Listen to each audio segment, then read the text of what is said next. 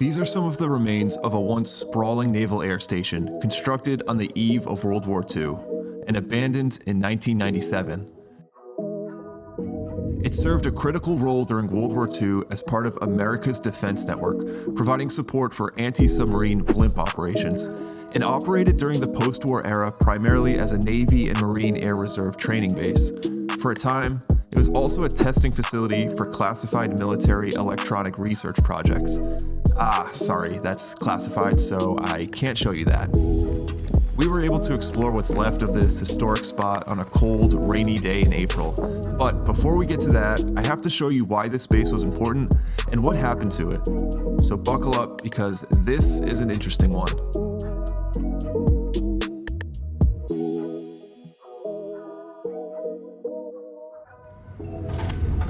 Just outside of Boston, Naval Air Station South Weymouth began construction in September 1941, only 3 months before the attack on Pearl Harbor. Once the United States entered the war, there was a massive effort to secure the coasts. This site was established March 1st, 1942, primarily as a blimp base to monitor the coastline for Nazi submarines, while also serving other military functions. It was one of 17 wartime blimp bases in the United States. Here are the other ones to give you a better idea of their placement. Obviously, there was some overlap in the patrols, so these guys had every bit of America's coastline covered. Blimps are often referred to as lighter than aircraft, or LTAs, and were perfect for patrolling because these airships could fly lower with greater safety and much more slowly and quietly than conventional airplanes could. Alright, so what made this an air station for blimps? I would say massive hangars are the most important part. Blimps were much bigger than airplanes and much more sensitive to the weather, so they needed to be housed in huge, specialized blimp hangars. And if you need some proof, this is what it looks like when you leave a blimp out in a snowstorm. In its original as-built format, this base's main facilities consisted of 2 gigantic blimp hangars. This is the construction of the earlier Hangar 1, or the Big Hangar, which was primarily made of steel. This was actually the smaller of the 2 hangars here, and that's crazy to me because this was still 960 feet long. This thing was so huge that normally you'd have 1 control tower on top in the middle, but this one required 2 because you couldn't see over the ends from the middle of the hangar. The second, known as Hangar 2, had a more common World War II standardized design. This one was nearly all wooden construction designed to conserve rationed metals. This was actually the Big Hangar at 1,086 feet long. It's said to have been the second largest structure in the world without internal supporting members at this time. Okay everyone, it's time for Blimp Class, where I teach you everything you need to know about these blimps in less than 1 minute. Here we go. The K-type blimps were 251 feet long and were powered by 2 425 horsepower Pratt & Whitney Wasp aircraft engines. They carried a crew of 9 or 10 men and were armed with 1 50 caliber M2 Browning machine gun and up to 4 350-pound Mark 47 depth charges. They could reach a maximum speed of 78 miles per hour and had a range of 2,025 miles. The blimp's mission was to locate enemy submarines and then call for help. Their limited armament was considered too light to directly engage a U-boat. There you go, and thanks for attending. Class dismissed.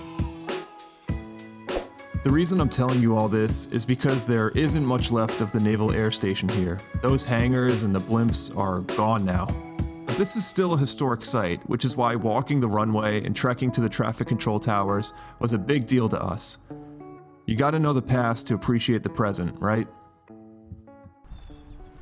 We started our trip on the biggest runway, which is over a mile long. And it should be noted that these runways and the traffic control towers we were walking to were constructed after World War II. We're on the runway now in the taxi area. And the towers we want to go to are over there on the horizon. This walk's gonna take a while, so we'll check back in later. Now I know you're probably wondering, So if this air station was so significant, then why does it look like this now? Great question. Throughout the war with Germany, NAS South Weymouth served as the home base of Airship Patrol Squadron ZP-11, which operated up to 12 K-class blimps employed on patrols and convoy escort missions in and around Massachusetts Bay and the Gulf of Maine. But did they ever encounter Nazi submarines? Well, some historians and Navy veterans have alleged over the years that a ZP-11 blimp launched from NAS South Weymouth, the K-14, was actually shot down by a German submarine. It crashed under mysterious circumstances with loss of life off the coast of Bar Harbor, Maine on July 2, 1944. 6 of the 10 crewmen perished in the crash, and the survivors clung to the tail fins of the wreck for more than 6 hours before being located and rescued. Evidence found on K-14's salvaged gas bag and in its gondola suggested that shots had been fired both from and likely at the airship. Meanwhile, multiple military and civilian witnesses in several locations at sea and on land reported hearing gunfire and explosions in the area around the estimated time of the crash. Following the incident, the surviving crew members were ordered not to talk about it, orders the Navy has never rescinded. To this day, the wreck is officially credited to pilot error. Back to the base though, which made it through World War II with few incidents, like this Goodyear Corsair crash landing in a field. After Germany surrendered in May 1945, ending the U-boat threat to the East Coast, the base was downgraded from a naval air station to a naval air facility and was used to store surplus naval aircraft that were awaiting final placement. Look at the size of this thing. It also became an important component of the Naval Air Reserve Training Command. And because of that, in 1951, Hangar Number 2, the wooden blimp hangar, was torn down, and 3 paved runways were built to support the relocation of a nearby Navy and Marine Corps Reserve training program. Those runways are where we're walking now, and the orange striped control tower was built at the same time, right here on the photo. The clouds were coming in quickly on our walk, so the goal was to get to the towers before it started raining. The first one we got to was the smaller orange tower, built in the early 1950s. Since these have been vacant for over 20 years, you can see the vandals already put in work on it, unfortunately.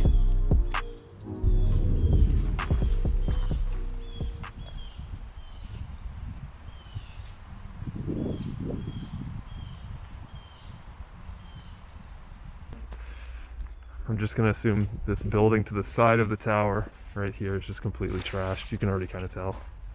Yeah, wow. It's even worse than I thought. Careful the floor. Yeah. Nothing. In bed. Towers aren't going to be much better, honestly.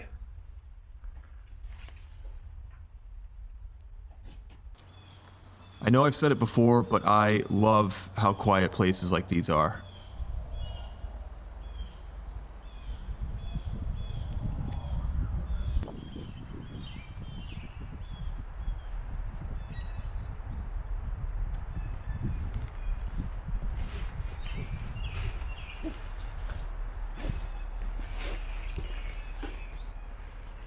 If you're wondering why we're not getting shots inside, there's your answer right there.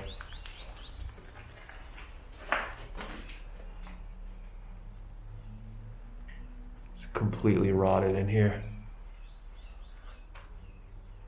So that's a big no from me.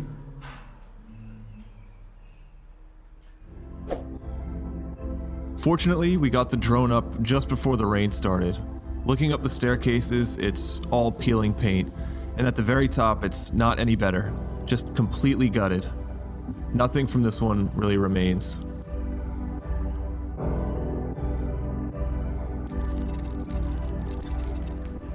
So that left the bigger, modern tower down the road from here, standing in the woods, looking so dystopian.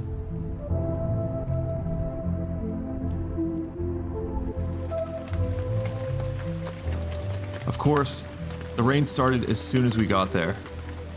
So we decided to head inside and wait it out.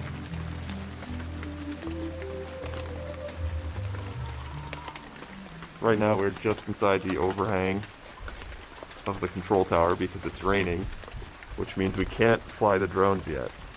So we're just waiting until we can fly, however long that might be.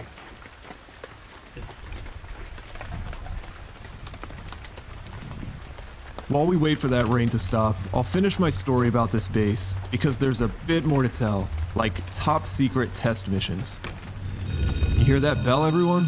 Welcome back to school because now it's time for Top Secret class, where I teach you all about the classified operations at this base after World War II.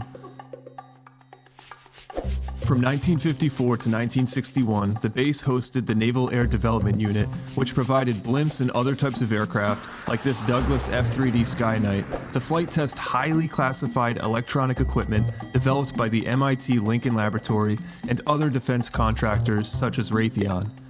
An important research project supported by NADU was the SAGE Air Defense System, which was supposed to use radar-equipped blimps to throw a defensive barrier around the country to protect against air attack.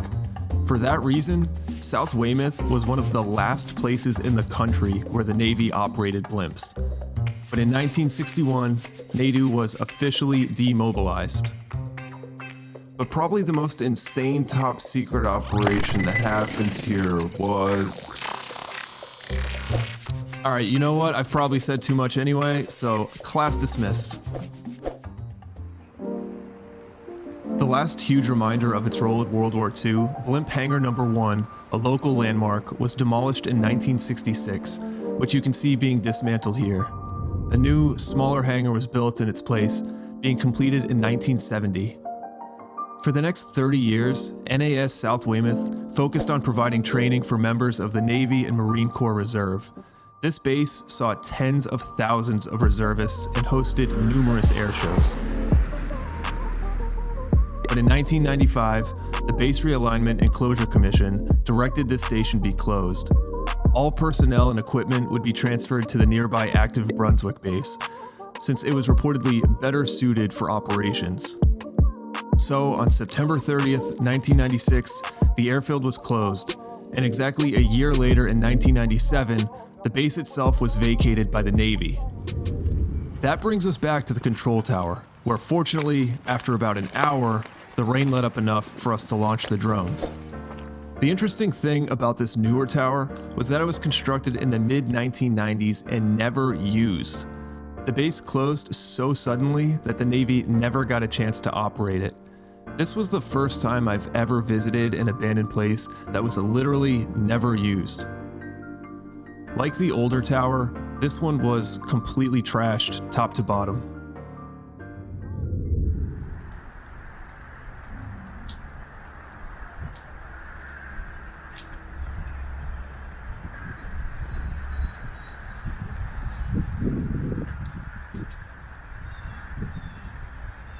Since it was never officially opened, this tower doesn't contain anything that makes abandoned places the most interesting.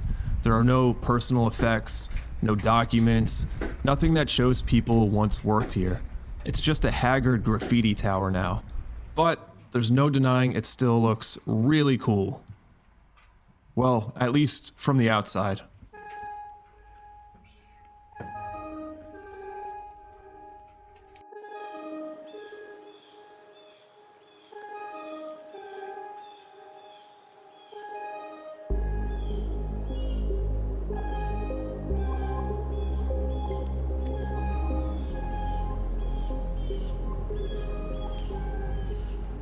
By now I'm sure you're wondering, what does the future of this place look like?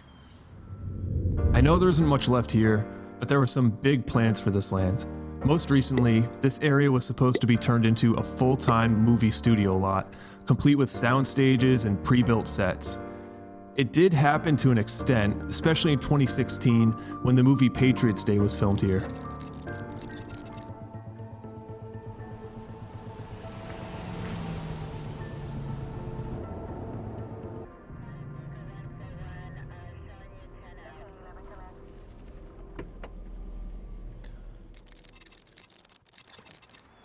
Both sets, one used to recreate the Boston Marathon finish line on Boylston Street, and the other a replica of a residential street in Watertown, were left here after filming wrapped and never used again. The strange part was these were built off the runways, so if you saw them, it was just a strange half-built ghost town out in the open. And, like most abandoned things, they were covered in graffiti.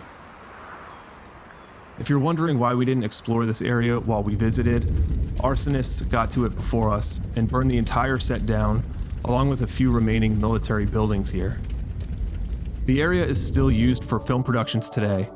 As for the rest of this massive piece of land, there are currently condos being developed nearby that will eventually overtake the runways, and nearly all clues that NAS South Weymouth was here will be gone. But I do have good news, because nearby is a memorial to this base, complete with a real Douglas Skyhawk mounted up.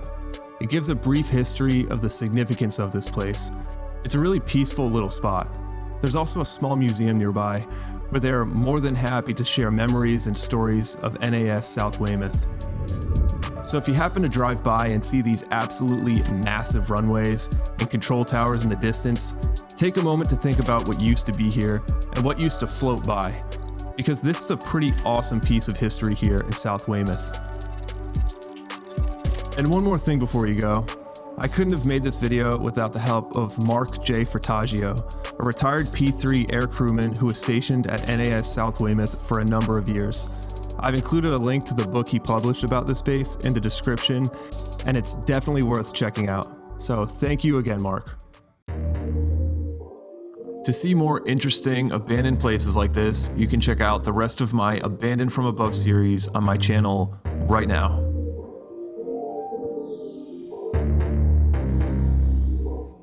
Thank you very much for watching.